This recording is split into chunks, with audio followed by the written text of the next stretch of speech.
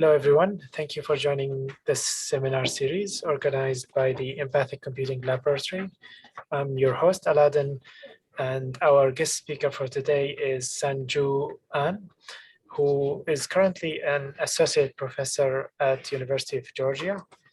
Her research interests are in immersive technologies and how embodied and virtual experiences shape the way people think, feel, and behave in the physical world. She has done a lot of research, great work in HCI and mixed reality since 2008. I think the title of her talk is A Human-Centered Approach to Investigating Extended Realities and the Metaverse. The talk will be roughly an hour, followed by brief questions and answers. Thank you for joining us, Sanju. Yeah, thank you for having me. I guess before I get started, what's sort of the makeup of the audience right now? Is it usually mostly doctoral students or master's level? Yeah, mostly doctoral students. We do have few research fellows or I guess associate professors from Adelaide side of things, but we do also have a few master students. Our work we do between augmented and virtual reality and also EEG brain scanning, but mainly in the HCI umbrella. Okay. Yeah, so hopefully what I have to discuss today offers some sort of insights as to how virtual reality can be studied from the communication and media psychology standpoint. So let me go ahead and share my screen and get things started. All right, how is that? Perfect. Perfect. Okay. Let's see.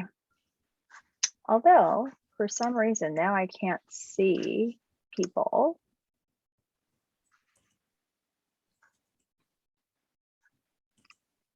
Okay.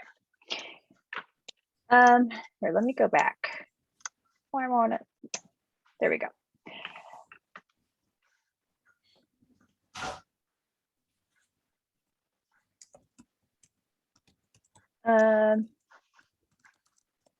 Yeah, let me try that again, because when I share, now I can't see anyone.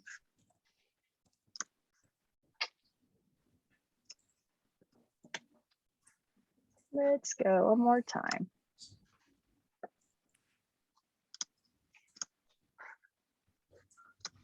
All right, there we go. All right, much better.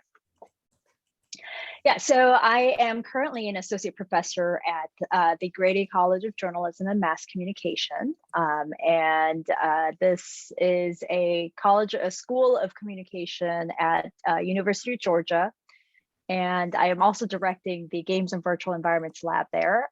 This is the end of my 11th year at University of Georgia. And so I've been here a while. And there are currently 2 labs that focus their scholarship on virtual environments at University of Georgia. One is at the School of Engineering, led by Kyle Johnson, and the other is my lab, and we look at the media psychology aspect of how people interact in virtual worlds and how that transfers into the physical world to continue to impact their attitudes and behaviors. And primarily, we've been studying this behavior change as a result of these virtual experiences within the domain of health behaviors, environmental behaviors, and education behaviors. And so typically, we like to look at what are some of the aspects of the media features and how user characteristics sort of interact. And how that relationship leads to behavior changes, not only within the virtual world, but also outside in the physical world as well. So I wanted to sort of do a broad overview and an introduction of some of the studies that we've conducted in the lab. And I'd be more than happy to take questions as we go. If there's anything that you want to discuss, feel free to stop me in the middle, and then we can address questions along the way. So a quick personal timeline of how I got started. So I looked at several areas of communication and technology back in 2006 when I wanted to begin my, I guess, doctoral program journey. Didn't really know that virtual reality was a thing back then. Um, oh, someone is sharing their screen, it looks like. We'll see if I can fix this. Oh, Just there a we go. second.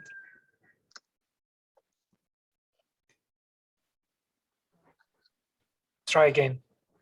Okay, let's try again. And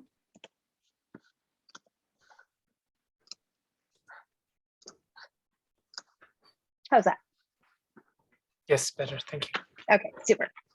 Yeah, so in 2006, I started studying virtual reality without really knowing that this would eventually become what it is now at Stanford University. And back then, and I'm sure, Mark, you probably know a lot more about the history of how we came to be here, but it was about $50,000 per HMD, and I was always terrified that I would drop it and then never be able to graduate because I needed to pay it back.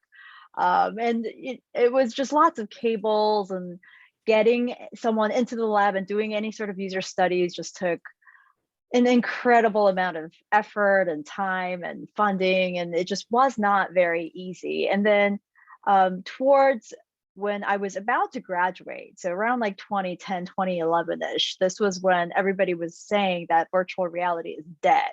Like it would never become a thing. I wouldn't be able to set up a lab. And no one had really thought about the potential of using virtual reality on an everyday level. And when I started the lab in 2011, the HMD price was about $2,500, but this was when people were selling virtual reality headsets like from their garage. I mean, it was like very few people had companies. They popped up and then went out of business. The next time you wanted some sort of an update, they were no longer there. So it was a very tumultuous and volatile time for a lot of these companies that were selling the hardware. And in 2012, that's when Palmer Luckey launched the Kickstarter for Oculus Rift, and HMD prices were set around $600. 2014, everybody knows this is when Facebook purchased the Oculus VR company for about $2 billion. And since 2021, we've now hit a point where the HMD prices are fairly accessible, affordable, particularly for the more market price, consumer grade virtual reality headsets. And what really is striking to me is that this is probably the first year where I've traveled, and in airports, now I'm seeing teenagers pull out Quest headsets in the waiting area, and they're like on VR. And I have an 11-year-old at home, and his friend right across the road. It used to be let's play on Minecraft together, or let's play on Roblox together. But these recent months, I'm hearing more of let's jump into VR and play VR games together. And so that ubiquity and the dissemination of I guess the concept, not so much just the hardware, but the concept is very striking to me. And so we'll discuss a little bit more about why this is important. So why do we care about communication technology, and what is our approach to studying this? So when we have new communication technology pop up every few years, it's not that the devices themselves are completely changing the users, but they do change our social norms and how we communicate, and the rules of interaction. And so if you think about it, for example, I typically ask my students, how long do you give someone to get back to your text messages before you start thinking that this person is being rude to you? And in the past, they used to give pretty big time lags between their text and the response rate. So, some people might say, well, if you're busy a couple days, It's sort of, it depends on what you're doing at the moment. And these days, the kids are much more likely to say somewhere between the window of 20 minutes. And so if you start, thinking about how we used to use our smartphone devices 10 years ago versus how we use it now, completely different platform, completely different rules of interaction. And that really impacts the way that we, not just the way that we use the cell phone itself, but also the way that we look and understand the world. And that's why we care about when a device becomes ubiquitous, like the internet or the smartphone or social media. They tend to impact the way that we interact with each other. And through that, they change the norms of how and what we think is okay and is not okay, what's inappropriate, what's appropriate. And therefore, they tend to change the way that we perceive the world as much as the way that we perceive our relationships around us.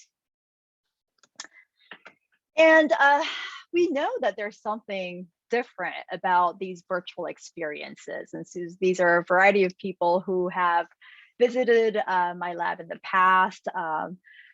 He's trying to do one of those gun first-person shooter games, and his gun is in a holster, and he's trying to pull it out. This is one of my freshman classes, and he's playing Super Hot VR. And the next photo is of one of my colleagues who is doing probably one of the deepest squats that she's ever done in her life.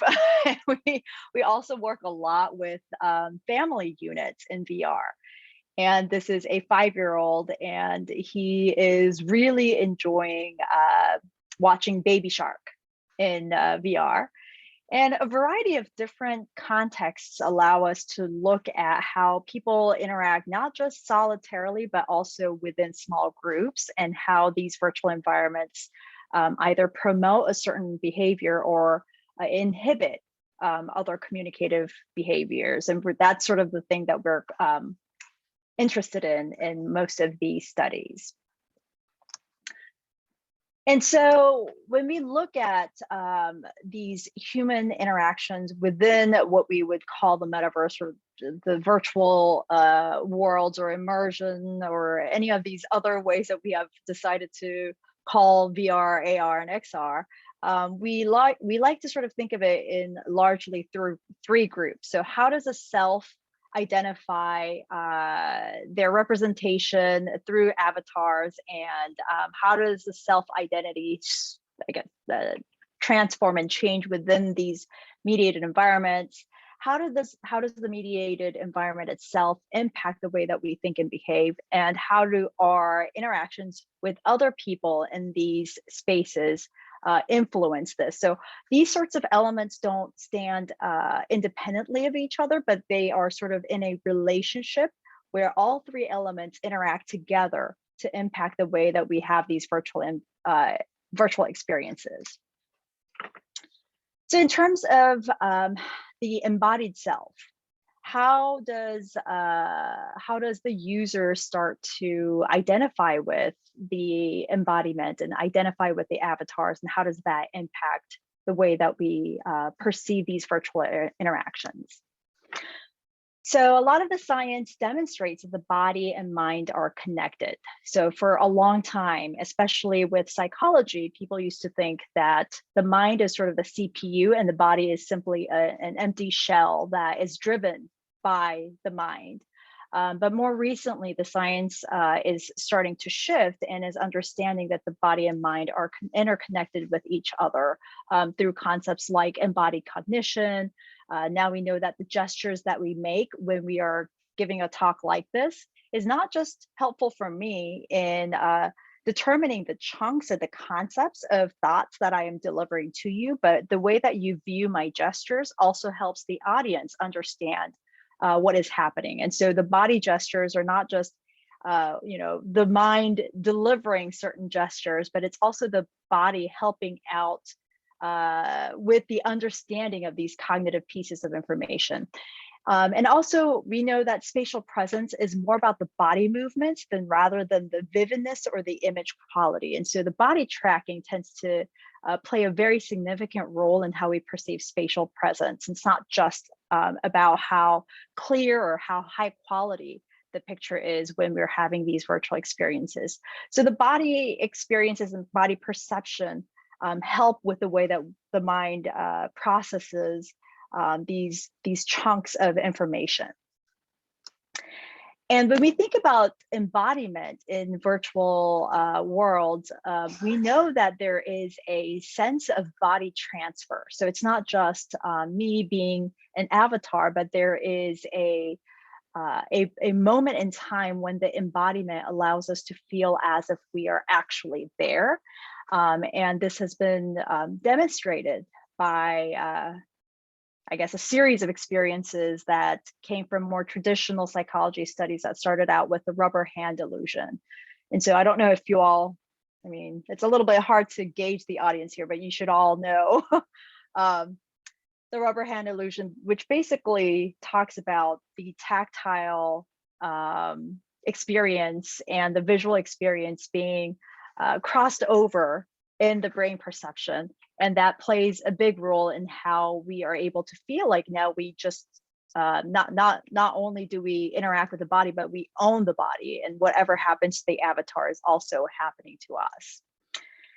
And we have taken the concept of this embodied experience in VR to try to determine things like, well, how do people receive the messages, and how they receive the messages may be much more important than what they receive. And so even with the same information being delivered through different media channels, how the media features differ in the delivery of the same informational content can really make an impact. And so it's not what is being delivered, not necessarily, but also how it's being delivered through different media affordances.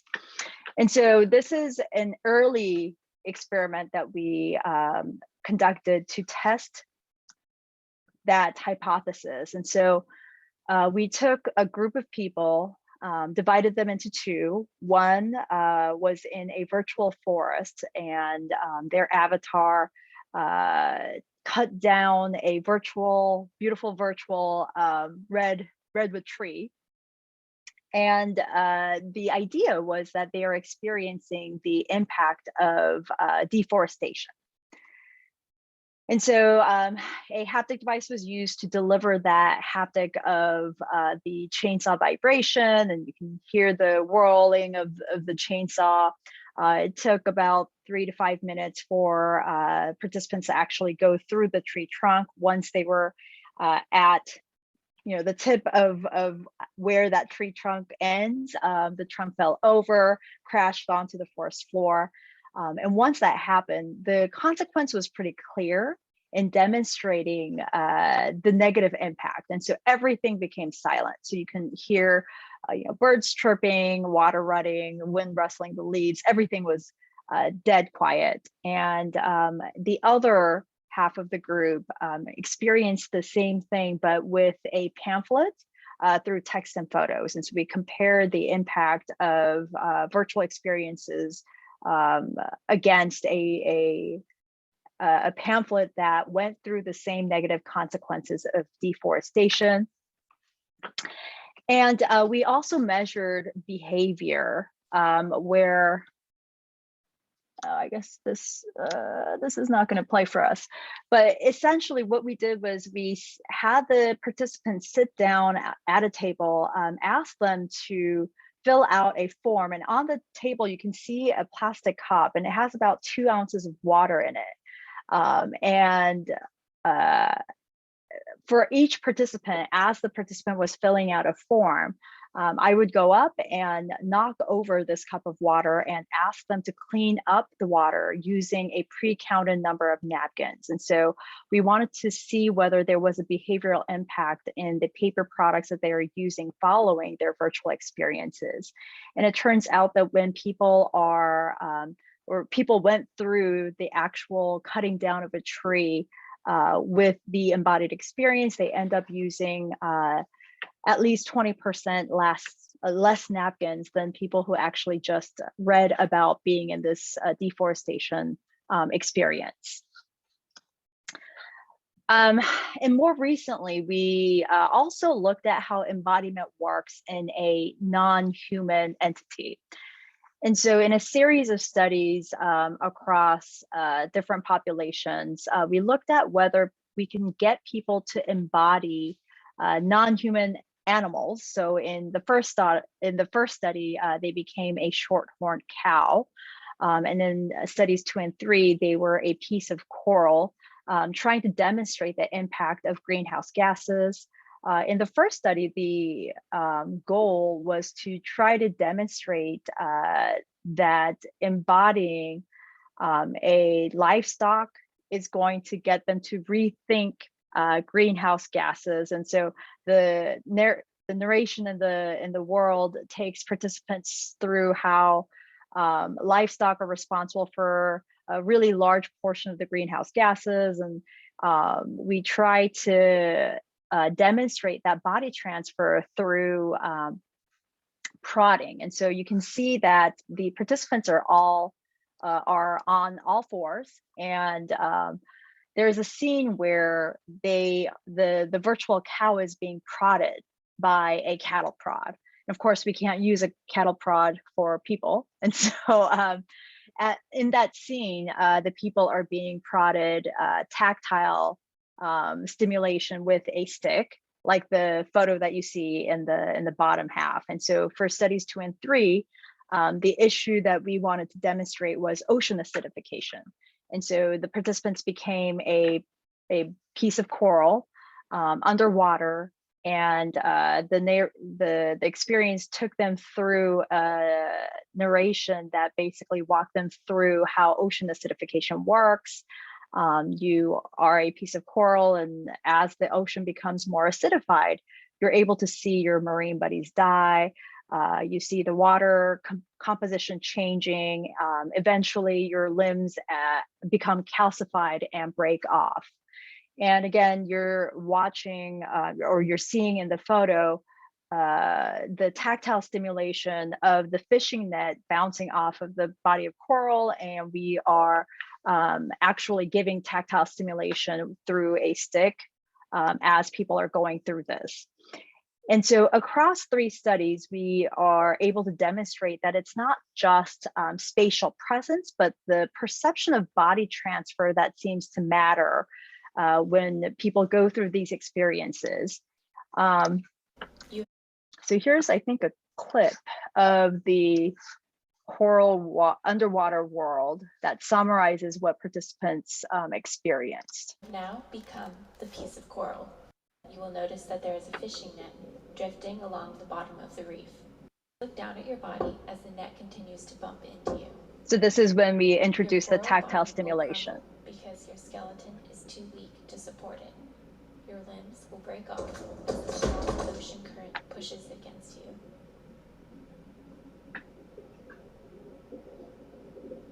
And it's really interesting because when people hear their coral limb breaking off, there's sort of a visible kind of a flinching going on, because although it's not happening to them, there is that understanding that there's a perception of them experiencing the underwater scenario as a piece of coral. And of course, their physical arm is fine, but there is a negative response to the way that the world is able to take them through and elicit a level of body transfer that allows them to feel pretty uncomfortable when that happens.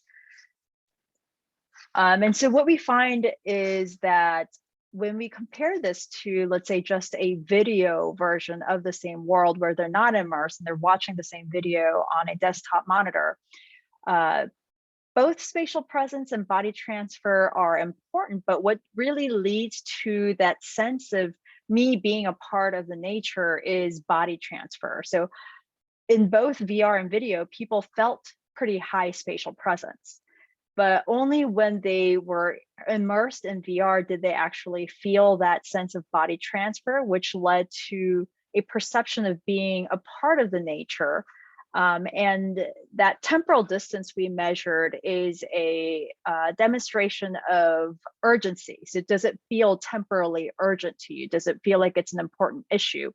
And ultimately, that leads to people being much more involved in the issue of ocean acidification. It's one of those things where it's so abstract that people rarely pay attention to things like ocean acidification. It's too scientific.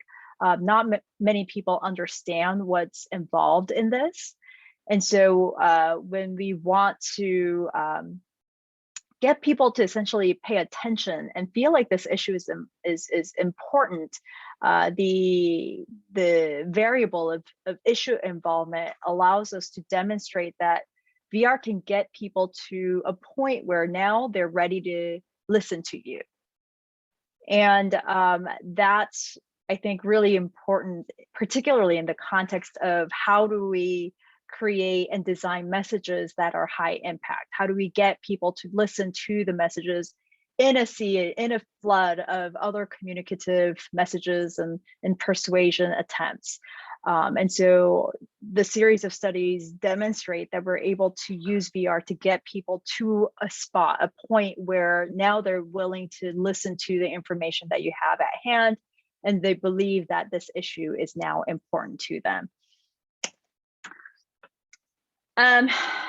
And we also look at how the virtual environment and the context and the situation that is a part of the environment is important in getting people to change their attitudes and behaviors.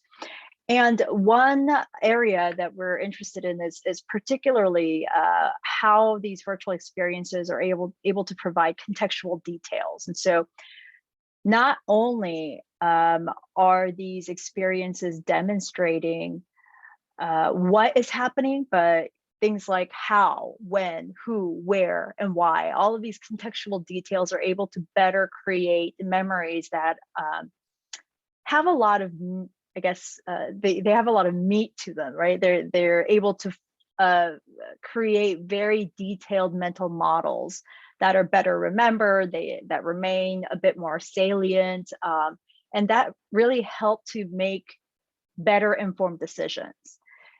And one area that we're interested in is how people tend to make different decisions when they are in the moment versus when they're thinking about it rationally. And this is often referred to as the cold to hot empathy gap.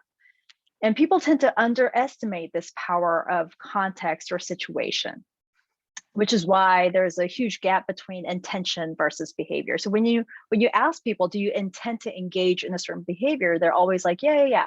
I want to exercise, or I intend to recycle, or I intend to do a lot of really good things, but does it actually lead to behavior is a different story. And multiple theoretical explanations in the past have only stopped to measure intentions because in psychology, there was a belief for quite a long time that when you measure intentions, that's almost the same as measuring behavior. But more recent theories will demonstrate that this is actually not true. People will intend to do a lot of things, but doesn't necessarily always lead to behavior. Different story.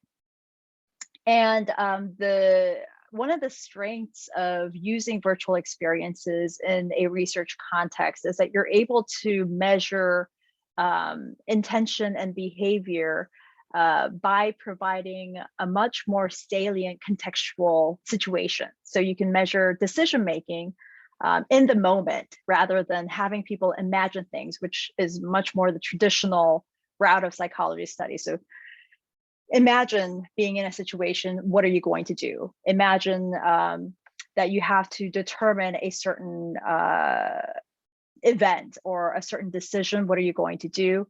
And virtual experiences are able to better overcome this.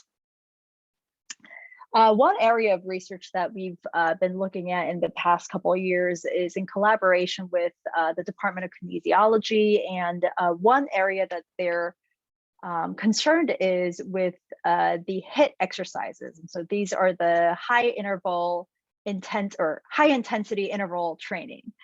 And I don't know if you work out or you've done any HIIT exercises, but they're like super intense bursts of activity. And the idea is that anyone is able to engage in very short bursts of very high intense exercises. But the problem with this is that it tends to bring a lot of pain. So it's that muscle burning sensation. And because of that muscle burning intensity, people tend to avoid HIIT exercises, although they have a ton of physical benefits. And we've tried to see whether we can use VR to try to decrease the pain and compare it against, again, just imagining that you're doing something, which has also been sort of the more traditional approach to pain management. And so what we did was gather about 94 adults, so close to 100 adults between the ages of 18 to 29. We had them come into the lab at 3 different points to engage in 3 sets of very high intense cycling. So it's on a stationary bike with a fairly high level of resistance, and people are pushed to go to their maximal performance level. And we measured their quadriceps pain, which is their upper thigh area. So when you're cycling very fast at a high resistance, your thighs feel like they're burning, and that is the quadricep pain. And we also measured cycling performance. And so this is a clip of what that looked like. So they're on a stationary bike, and we asked them to go as fast and as hard as they can. And we measured this across 3 time points. And in the VR condition, they're sort of cycling through the cityscape. In the mental imagery condition, they see a static photo of the cityscape, but we do not show them this dynamic city scene. It's the participants are asked to imagine cycling through a city, watching a static image. And this is how we measured the pain while they are cycling. So they just called out, you know, their pain intensity level and how pleasant or unpleasant something was. And as they're cycling, we were able to measure their cycling behavior on the stationary bike.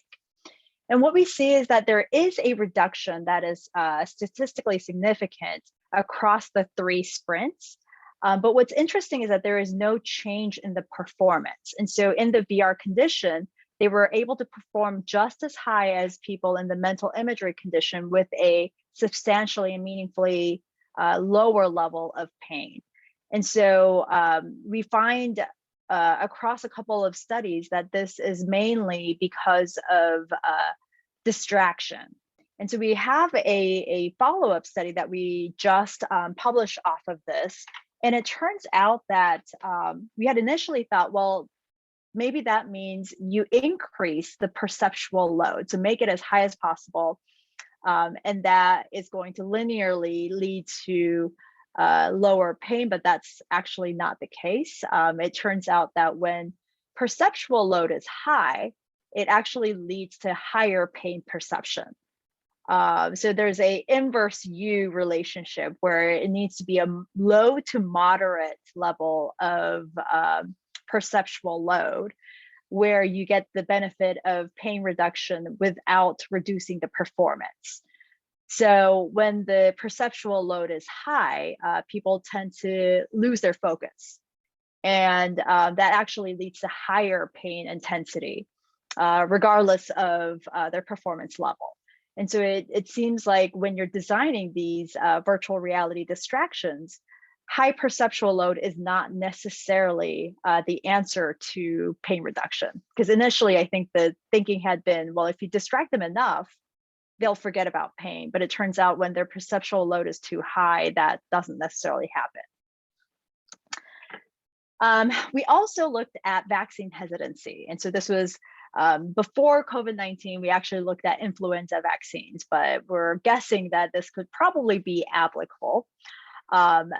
And with influenza vaccines, you see very similar things with the COVID-19 vaccine, although perhaps it's a slightly less politicized topic, particularly in the US. And so with influenza vaccines, the goal is to reach 70% vaccinated rates among healthy adults. The reality is actually under 50% of people receive influenza vaccines because there is that low perceived threat, oh, I'm going to be fine.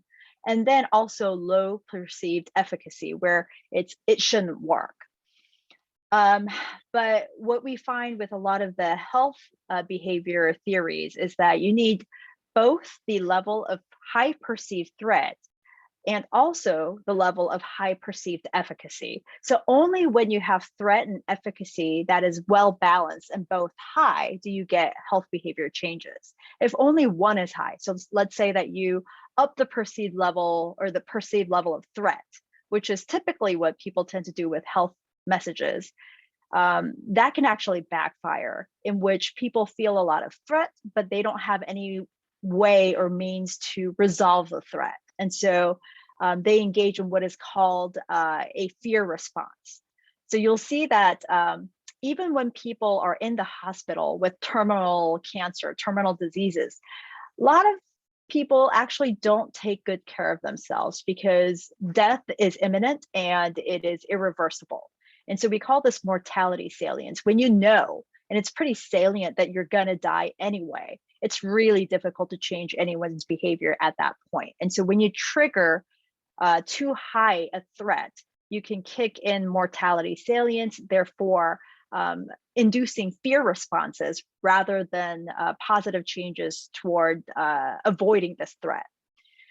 And so what you want is to give them high perceived threat that is sufficiently high, but not too high, and also match that with a high level of perceived efficacy. So what can you do about it? What can you do to avoid this threat? And so for this vaccine hesitancy experience, we not only give them a high level of threat, but we also walk them through efficacy behavior. So what can you do to change your current health behavior and avoid this threat? And this is covered in a very widely used theoretical model called the extended parallel processing model. So this is when behavior change is induced, again, by perceived threat, but also matching that with perceived efficacy. And the beauty of VR is that people are able to practice behaviors that they need to also transfer into the physical world. So not only are they seeing and experiencing the threat elements that is very personal, but they can also practice ways to avoid the threat as well. And so what we did in this world, here, let me After opting out of this jump year's flu through vaccine, you are some now of infected with these the flu, scenes. but you haven't shown any So we symptoms yet. modeled a very popular restaurant in the area, the college town area of Athens. And so this is a restaurant that many undergraduates actually visit. And the idea is that they're standing in line and they are a protagonist. So they sneeze, and as they're sneezing, they're spreading the virus, not to them, not only to themselves, but also to people who are much more vulnerable in the community. And so that's how we demonstrated threat, not just by showing them that bad things can happen to them, but also by demonstrating that bad things will happen to vulnerable members of their community. And this is what you're seeing in the first scenes. You are currently at a restaurant with the flu, but you haven't shown any symptoms yet. You are currently at a restaurant. To go inside, you can open the door by touching the doorknob in front of you. Unfortunately, you can begin spreading the flu before you even realize you've caught it. Influenza viruses can remain alive on some surfaces, such as doorknobs, for several hours, infecting anyone who comes in contact with them.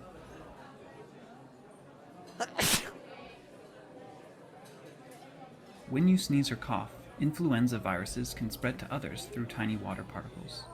This is one of the primary ways that the virus is spread, and even though you may get over the flu in a week or less, some people will get seriously ill, and some people are at risk for serious complications from influenza. Notice the green halo surrounding the people in front of you.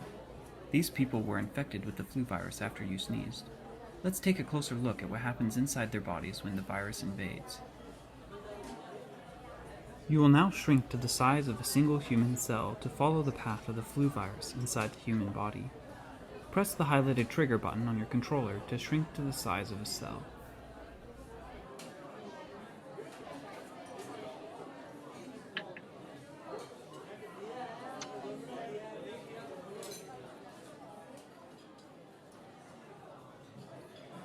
Yeah, so then you go into You the are now older man's body, and you sort of learn how the flu virus is not, because it's one of those invisible things where you can't really understand the mechanisms of what happens internally. And so we demonstrate that the flu virus multiplies so fast that your immune response alone is unable to guard your body against this. Your immune system just isn't able to follow through with the multiplication of all of these flu viruses that happen at once, and your white blood cells are just not able to fight through this.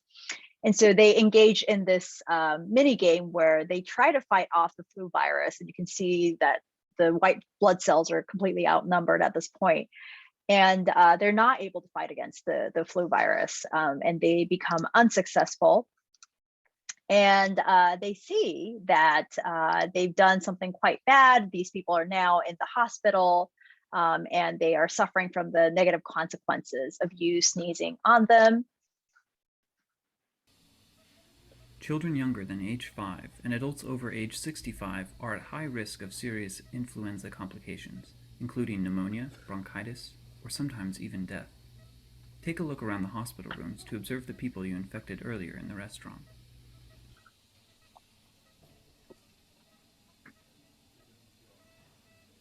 In life, we don't always get do-overs, but today you have the chance to travel back in time to see what would have happened if you had been vaccinated this fall.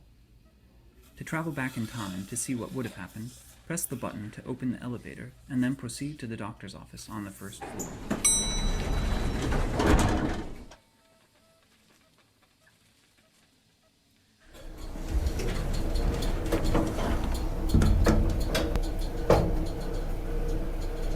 Yeah, so this is where we bring in that efficacy element. You're able to go back in time before you made these people sick, receive the flu vaccine.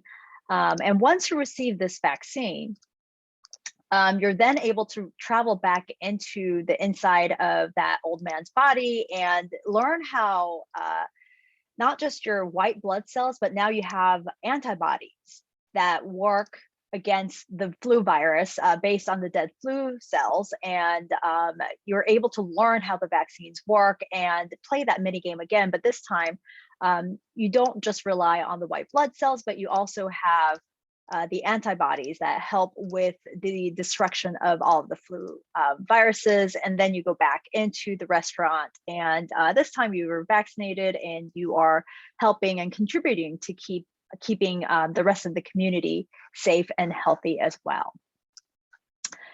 So that's sort of how we've been looking at a variety of different scenes and using not just the ability to demonstrate threat, but also having people go through and practicing the efficacy behavior so that they can transfer it into the physical world as well.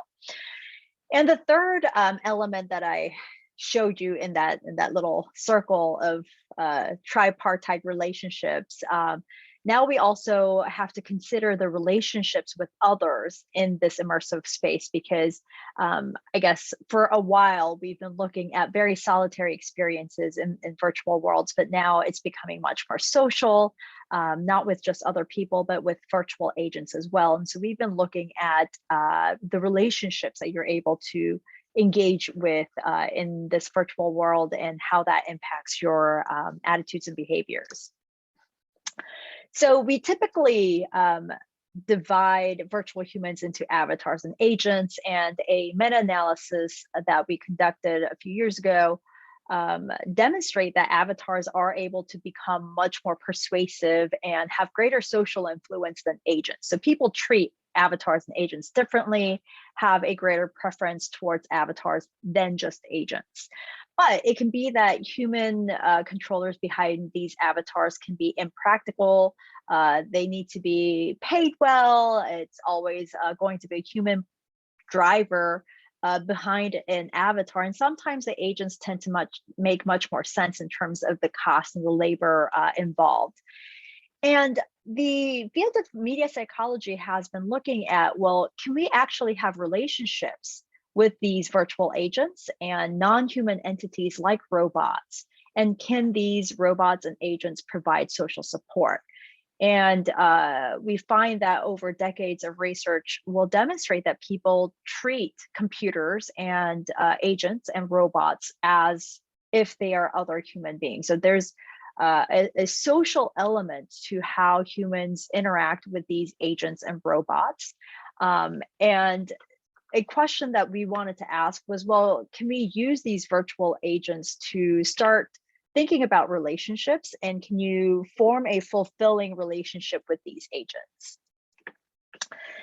And so I don't know what the situation is like in New Zealand, and whether you all have a obesity problem like the way that we have in the US, but obesity is a huge problem in the United States. And what you see in the map in the bottom half is the obesity level map. And Georgia is close to where Florida is, so like towards the southeast area, where you can see that it is very orange and very red. So it's a very serious problem, especially in the southern states of the United States. And if you look at the map above that, so that was 2010, the map above that is 10 years later, around later, so it's close to 2020, but you can see that many of the states have become red or yellow and green, but still the southern states are typically going to be orange or red, struggling with the same issues. And in these southern areas, childhood obesity is a very prevalent, but also a very preventable issue. And physical activity tends to be a key predictor of this childhood obesity. And the reason why we want to intervene with obesity issues as early as possible is because when obesity becomes an established problem in childhood, it's really difficult to turn that around once you become an adult. So childhood obesity tends to sort of grow into adult obesity. And so the earlier intervention, the better. And traditionally, the health interventions for children's physical activity has always required someone to go to the site. So you would have health interventionists, health agents, coaches who are trained in this, and you would need to have a person with multiple touch points, which is very high labor, very high intensity in terms of the cost and what you need to upkeep and maintain this program. So it's been very labor intensive, and because of that, difficult to sustain over time, and particularly difficult to scale up. So something where you have a program and it involves a lot of people, it's very difficult to do that across 50 states. And extra games have been a really big and popular way to try to work around this. And so a lot of people have thought that, well, why don't we just get children to play games, and exercise will be a part of the games, and that'll solve all of these problems. Well, it turns out that kids actually need a lot more social support than just gaming. So if we throw a Wii Fit at them and expect that all of these problems will be solved, that's not necessarily the case. And so without parental support, or without a source for consistent social support, program adherence is a huge problem. So kids will not adhere to this program over long periods of time. And so we wanted to see whether virtual agents could serve as a source of this social support.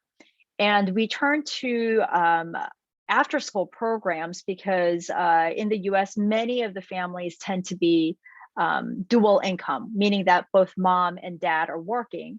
And more than 8 million children spend time in after-school programs, and that's an average of 3 hours from Monday to Friday.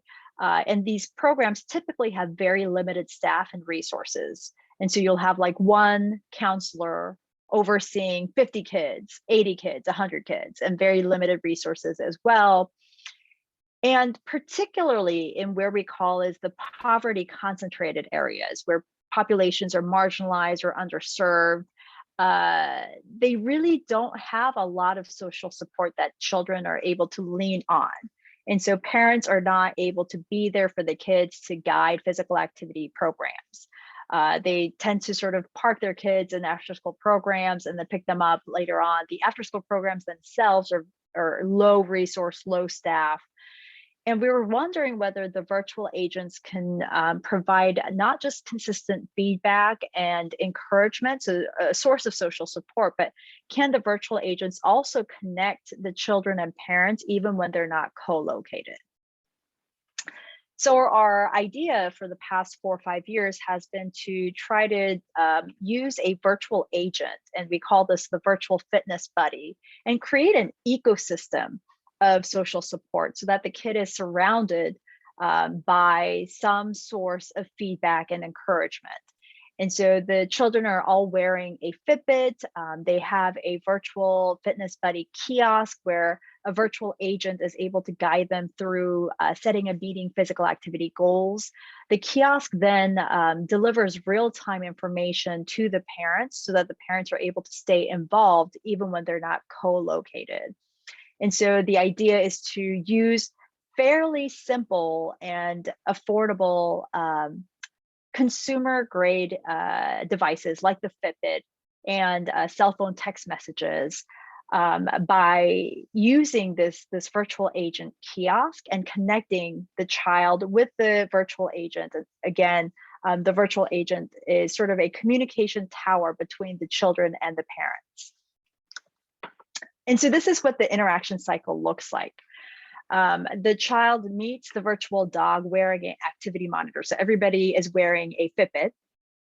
The virtual dog will ask the child to set some sort of a physical activity goal. And the goal is completely self-determined. So we don't set the goal for the kid. The self-determination element is really important for the child to set personalized goals. And this can range anywhere between 20 minutes to about 120 minutes. So whatever the goal is, the key is to get to provide a mastery experience for the kids. So it's not just to set 60 minutes as a blanket goal for everybody, but to set a goal that they can experience success with. And so this is where the self-determination theory comes in. So the virtual dog will ask the child to set a goal. The child leaves the kiosk to engage in physical activity. So we actually don't want the kids to exercise in front of this screen. They're all wearing their Fitbit. Once they feel that they've engaged and met their goal, they'll return to the kiosk. The virtual dog will automatically download the Fitbit data, determine whether the child has met or not met the physical activity goal. If the child has met the goal, then the virtual dog will congratulate the child and ask them to engage in playtime with them. If the child hasn't met the goal, then the virtual dog will just let the child know that the goal hasn't been met and they need to run around for another 10 minutes or something. So here's a quick video recap of what that interaction cycle looks like and how the child is able to engage in play action with the virtual pet.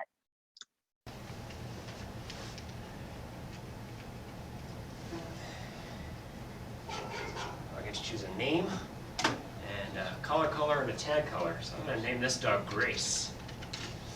But we'll choose red and black because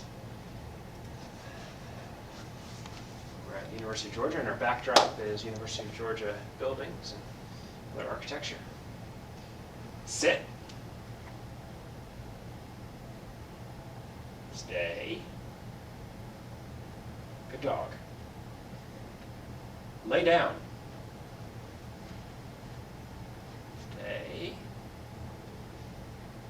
Good dog. All right, he doesn't know how to do a whole lot more right now, so I'm gonna have to run out and go do some more exercise. Spin around.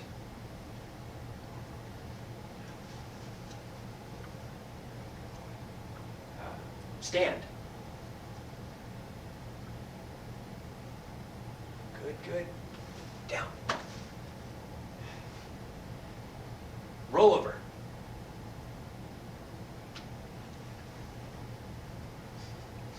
Play dead.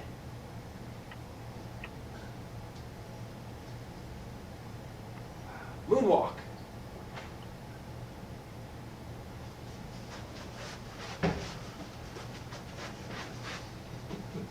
Good boy.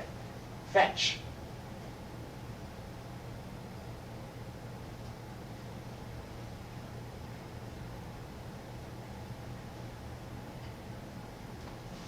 Speak.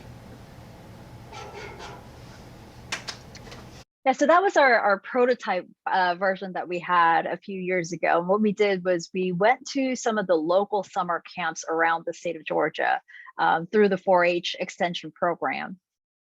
And this caters to different counties all over the state of Georgia. And we were able to sort of demonstrate through these series of pilot studies what this virtual pet is able to do in terms of providing social support.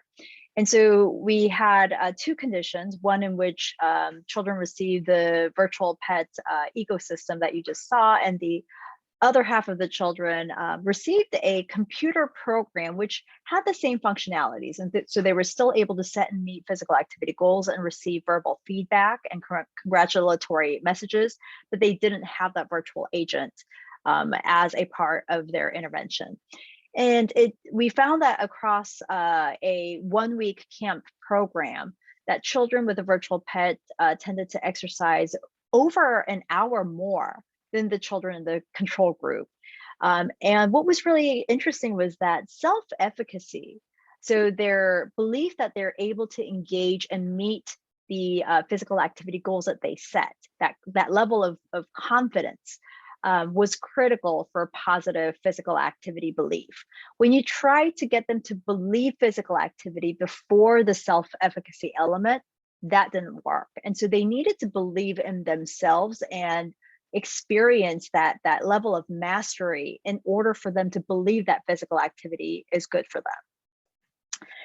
And across these studies, we were able to show that parents had a fairly positive response in the usability of the program. And what we find is also that when you emphasize the gamification elements, when you start emphasizing the points that you get, kids are able to really game that system very quickly. Kids are very smart.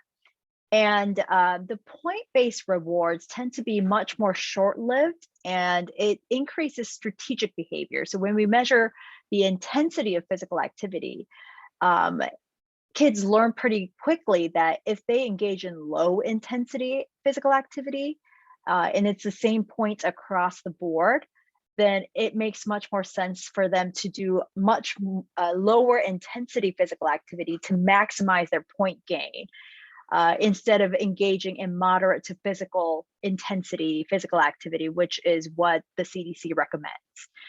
And so they will do their best to absolutely game the system once you start emphasizing the point-based rewards. And we also find that children are able to feel what we call as high relatedness with their virtual pet. So they feel that this transactional relationship between them setting a physical activity goal, the virtual pet walking them through that goal setting element, and giving them congratulations or having playtime with them, they're actually able to feel a high level of social support, and they feel that the virtual pet is their friend. And we think that this is probably because children have a different perception of friendship. They're still developing in what they perceive to be is a friendship or not. And so for them, when they get help from someone, or they get toys, or they get playtime or prizes, then it's easy for them to perceive this as friendship. With adults, I feel like friendship is a much more complicated element to it, rather than the transactional relationship that the virtual pet is able to provide the children. And there must be some element in there where the virtual pet is also able to deliver messages from their parents. And so it keeps the parents involved as well, leading to this perception of of high relationships and high relatedness with their virtual pet versus kids who did not receive any support from the virtual agent. And so in the past 4 years, we've gone into about 20 after-school programs working in tandem with the YMCA program of Metropolitan Atlanta. We have data from about 850 parents and children across the 4-year span. Of course, in the middle, COVID hit, and there were no after-school programs for a while. But we were able to track the 1-year daily physical activity data from the participating parents and children. And what we find is that this virtual pet ecosystem is highly effective when the kiosk is in the schools. But we also looked at, well, what happens when we remove the kiosk? Are the parents and children able to sort of internalize their behavior change and sustain it without keeping the kiosk around? And unfortunately, it seems that once the kiosk is removed, so does the physical activity behavior. And so when the kiosk is there is a significant difference between the treatment and the control groups. But when the kiosk is removed, the treatment group's physical activity tends to plummet along with the removal of the kiosk. And so we're now trying to figure out, well, how do we get them to not rely just on the kiosk as a crutch? And is there a way to get them to sort of have a more fundamental lifestyle change so that they're able to carry forward this change with them? So we're currently writing up the data as we speak. Very excited to share this with everybody. So I think we're sort of at the end of our time, and I do want to sort of make this a bit more of a discussion rather than me continuing to lecture. And so why don't we stop here, and then I would love to sort of engage and listen to what other people have to say. Thank you so much. It's been really good talk, and I liked the design of the user studies and how the social impact behind them. I have one question to start with, but if anyone has a question, please raise your hand and or write your question in here. So my question is when you asked people to think about the effect on the environment, and when they were in the coral or the cow embodiment, was and also when consuming paper to clean the water, were there any measures of like policy makers regarding the environment, or is it just normal citizen? And I was wondering, like, yes, they feel more probably they feel more engaged with the environment and their actions, but were there any actions or can we measure that in virtual environment? Or yeah, so this one and our measures were based more on the individual psychological variables of, do they feel responsible for the environment damage that they are contributing to. So it was a assessment of their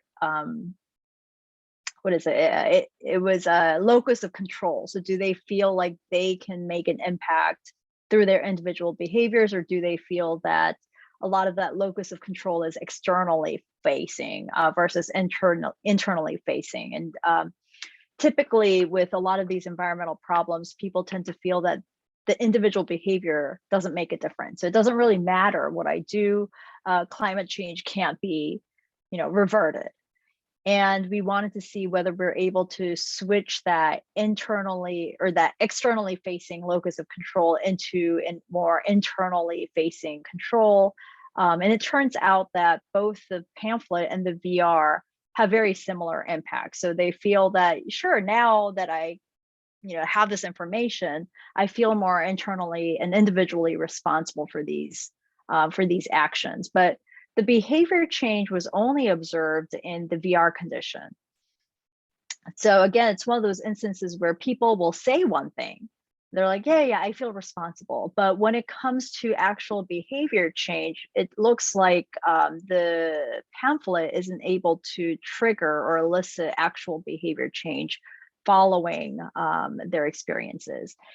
And I know that some of these virtual worlds have been designed specifically for policymakers. And the reason why it's difficult to take one single virtual experience and give it to both individuals at the individual level versus policymakers is that they're dealing with a completely different decision-making context. And so the contextual details of that experience have to be different. And the narrative needs to be different as well. And so the idea that one message is able to work for both of these groups is probably not true. And for policymakers, I know that there have been there have been a couple studies that look at decision makers at that level. But the experience for them has to be different because the perspective is at a different level as well. Yes, thank you. Any other questions from you? Hi, Professor An. I have a question, and first of all, I really impressed by your research, in particular the people's behavior and their decision makings are changed due to the VR experience. So my question is, the message was sort of like messages or have some consensus, for example, for climate changes or like the frustration. But I wonder if the message is kind of negative topic, for example, like hate or like racism, so like something that can read not positive outcomes. Mm-hmm. So does VR can also strengthen those misbelief of participants? So do you have any experience conducting those kind of message effect? Yeah, that's a really interesting question. And we just presented a piece where we looked at over 20 years of research in racial prejudice and how people have been using avatars to try to reduce racial prejudice or bias. And it turns out that across 20 years of research, having people embody an avatar of another race really isn't very high impact. And our argument is that it may be actually leading to more negative consequences than actual and direct reduction in racial prejudice. One concept that's related is called identity tourism, and this is by Lisa Nakamura at University of Michigan. And the idea is that when you allow people to embody avatars of marginalized populations, instead of them understanding the very complicated issues and structural inequities of racial prejudice, they could feel like this is just a game. And it could lead to perceptions that, I was a Black person for 5 minutes and it really wasn't that bad at all. And that's not what we want. And embodying an avatar doesn't necessarily have people understand these sorts of contextual complexities, and it just delivers one sliver of experience that they will carry forward with them. And so particularly for these very complicated issues, using embodiment and getting people to embody avatars and have these virtual experiences may actually backfire. And so we need to be really careful as researchers to think about these research practices instead of saying, well, we'll just throw them in that experience and then they'll just all understand. And it turns out that across 20 years, the evidence demonstrates that this is actually not the case. Multiple studies will show that it backfires, gets people to be more prejudiced. And only, I believe, 2 out of, I think, over 70 studies that were included in this review were actually successful in demonstrating very marginal findings. And so it probably isn't worth the potential trauma that we're exposing the participants to. Thank you. Is there an alternative you would suggest to tackle this? So some of the more recent research recommends good practices. For example, getting people to engage and interact more with agents or other avatars of different races, so that you're not necessarily embodying someone, but you are being able to interact with people that you may not meet otherwise. And so it's sort of going back to the more original contact hypotheses situations and scenarios, so that they're able to see and view the structural inequities rather than embodying and experiencing life as someone that they're never going to be able to become. We have a question from Tim.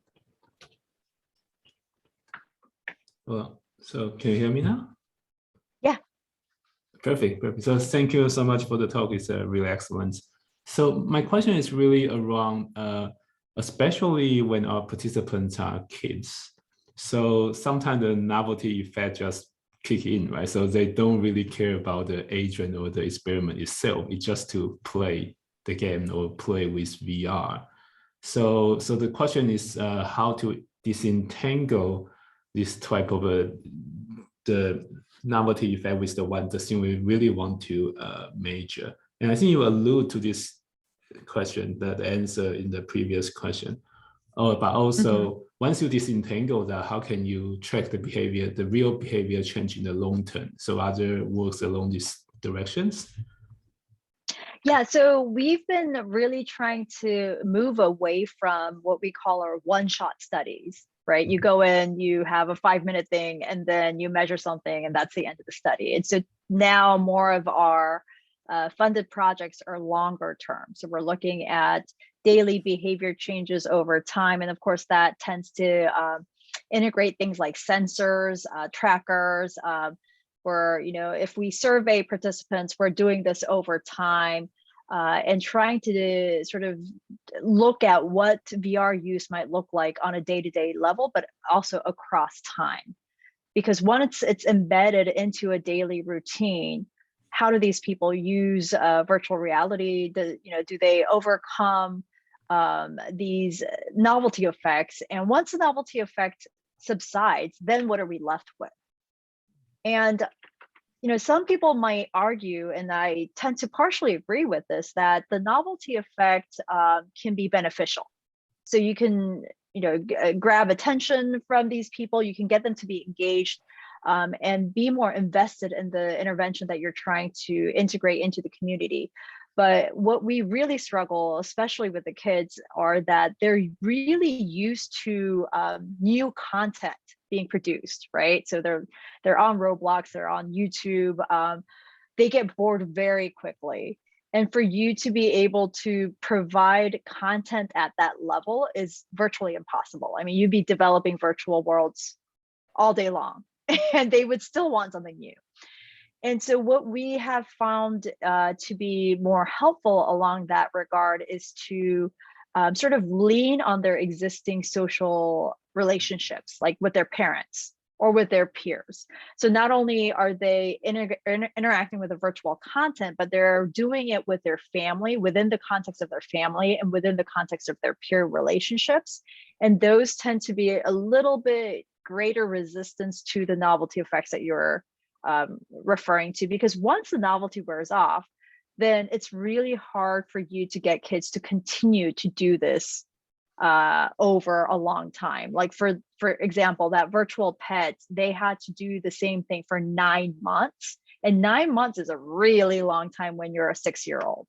And to try to get them to come back and continue to set physical activity goals and continue to interact with the virtual pet, you really can't do with just new content.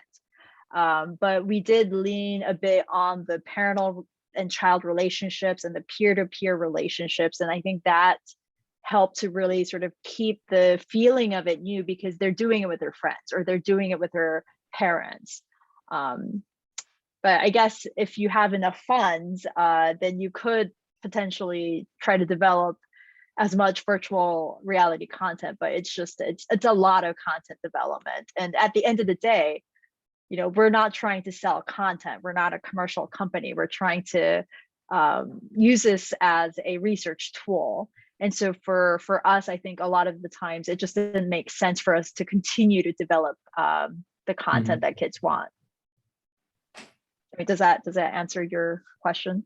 Yeah, but you can also throw in a new twist, like then it's difficult to disentangle is the technology itself or the context surrounding the interaction might be actually more important. Right? Yeah, that's why we wanted to make it an ecosystem. So the context is actually a part of that intervention. And it's not just the VR device itself. And that's, I think, where we sort of tend to come at it with lab studies, but also field studies. For the lab studies, it's easier to be much more accurate and fine-grained in what we're testing and what we're manipulating. With the field studies, it's going to be difficult to disentangle, and you can't expect the same level of granularity in the field studies that you would get from a lab study. And so we tend to have a much more comprehensive, like, here are the pilot studies that we do in the lab, you know, series of 3 or 4 studies, and then we'll go out into the field. And this is going to be much larger scale with hundreds of participants and across 4 or 5 years, but it won't have the same granularity that you see in the lab studies. And so you're going to have to sort of balance both and have a much more comprehensive answer to that. Right, sure, thanks. Thank you. That was a really good question. Ishan, are you raising your hand or? Yes.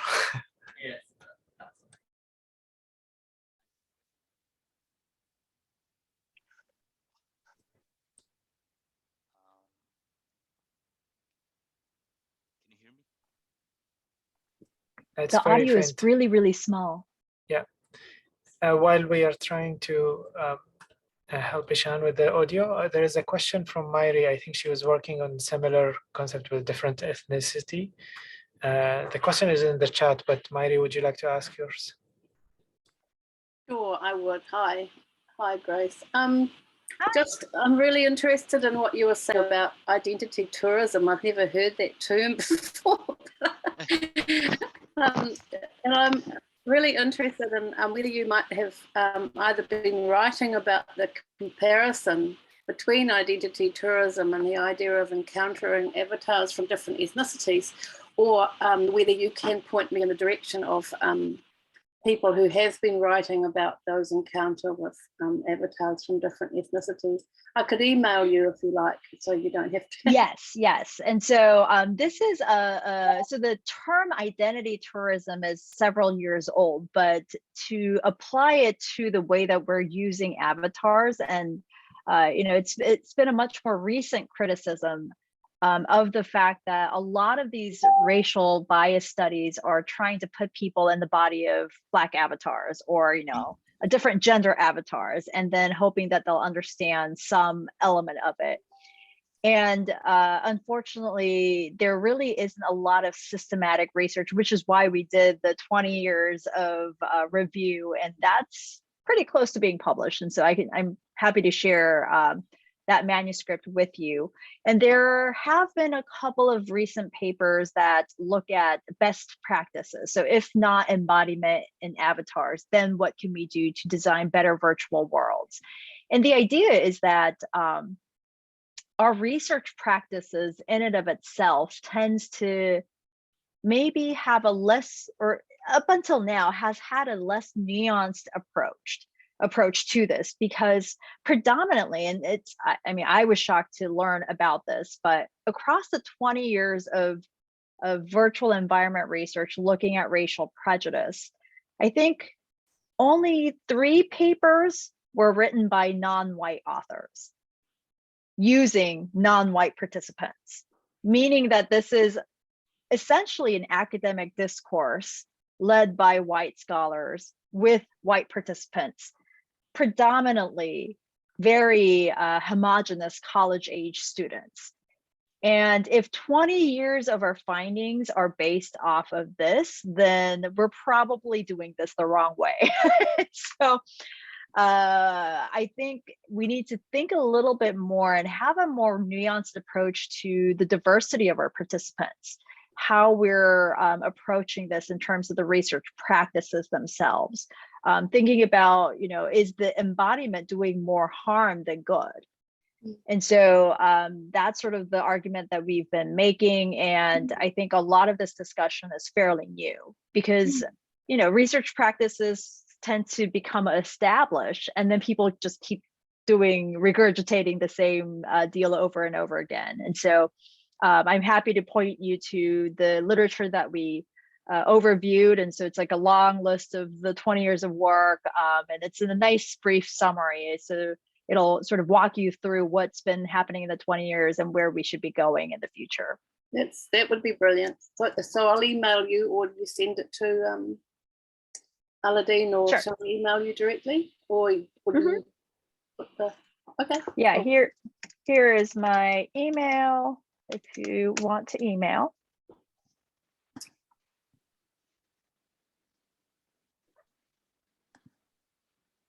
Thank you. Thank you very much, Grace. Can I ask a question? Sure. Thank you so much for your nice presentations. I'd like to ask a question because you explained about the, like the COVID stuff, vaccines. So it reminds me what you explained is about, I think it is related to psychology called like terror management theory.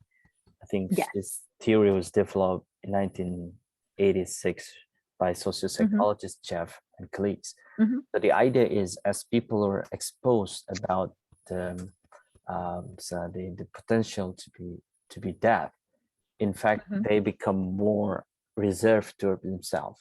So in other words, if they know that they may die because of this virus, people tend to they become more reluctant to have vaccines. So in that case, as people are being exposed to how the virus looks like, it's at the VR, so it gives them more like information. They become more informed people in order for them to have a vaccine. So do you think this is something like a bit contradiction between this terror management theory and the behavior that is resulted because they have been exposed to the virus inside the VR? Do you think the VR can change sort of like this theory? Or this is interesting because so it's actually not contradictory because TMT is predicated on the fact that people are reminded of their mortality, right? So you realize and recognize that your life is limited. You're not going to be alive forever. And then your worldview tends to shift as a result of that, and you become much more, it's like a coping mechanism, right? And you're definitely not going to be vaccinated and change your attitude about something suddenly because you now realize that you're going to die, which is counterintuitive, but people, I think, tend to sort of go back to what they're familiar with when their mortality salience is triggered. Now, what we've done in a follow-up study is to compare a VR experience so that the same vaccine world is people are left with just the threat information.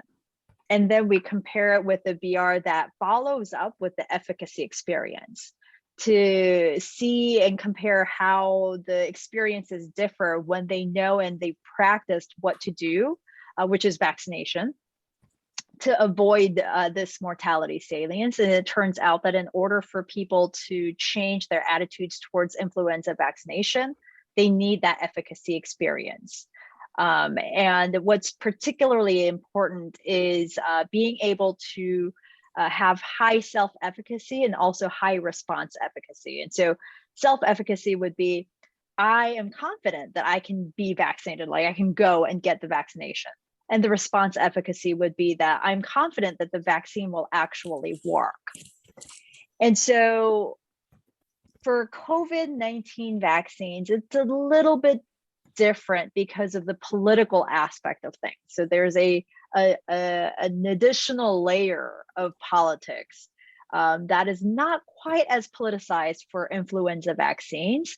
But for flu vaccines, we find that leaving people with just the threat is very similar to what you just described. They're kind of like, who cares? We're going to die anyway. There's nothing for us to do. But if you follow up with the efficacy practice in that experience, then they're much more likely to feel confident that they could do something to avoid the initial threat. Okay. Thank you so much. This is interesting. This is the first time I saw people integrate VR and TMT, because traditionally this TMT theories or psychologists, they never use VR. So this is the first time I saw people conducted this research. Thank you, Grace. Yeah. Welcome. Thanks.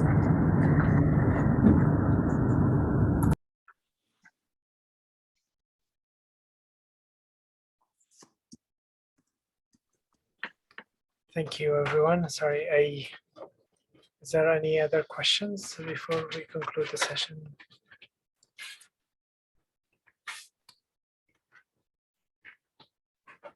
Thank you very much for taking the time to answer our questions and talk to us about your research. It's very interesting, and I may come back to you with how you designed the user study, maybe separately offline. It's really fascinating. Thanks again. Yeah, this is Thank you so me much. on Twitter. You can either email me or direct message. I would love to engage in further conversations, and hopefully I get to visit you all in person pretty soon. Absolutely, would love to host you here. Thank you. All right, thank you. Thank you. Bye. Thank you. Bye.